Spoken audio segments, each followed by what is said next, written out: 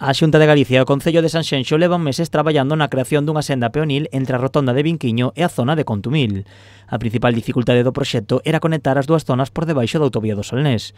Unha vez establecida a solución, a Consellería saca a licitación a construción da senda peonil. Estamos a falar dunha actuación que supón reforzar a seguridade viaria, sobre todo pois unindo ambas marxes, eliminando esa barreira que existía e que existe a día de hoxe para poder pois manter un itinerario peonil seguro e conectando ambas marxes.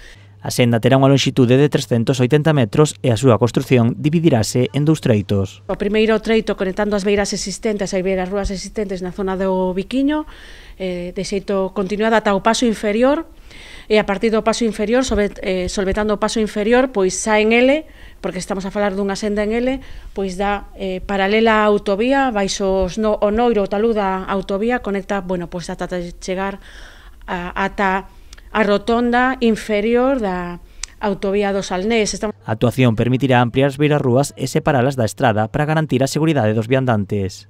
En ese sentido, unha actuación completa, esa nova senda de 382 metros, na que complementamos con iluminación, con canalizacións, con certa vegetación e tamén cos bordes para separar pois o que é a propia estrada da propia senda cun borde para garantir a seguridade viaria e a separación de peóns que son os usuarios vulnerables e a propia calzada cos vehículos rodados. Dende o Concello destacan que este proxecto permitirá unir Sanxenxo coa zona de Contumil, unha zona que experimentou un gran crecemento co asentamento de importantes empresas. E agora faltámonos un tema importante que era conectar toda esa zona cunha zona que se está cada vez ganando máis peso que é Contumil, que saben que nos fixemos unha actuación importante, pero para ir andando ali calquer persoa é moi difícil. O proxecto sae a licitación por 170.000 euros, aínda que o custe total ascende ata os 180.000 debido a que a Xunta tivo que realizar expropiacións.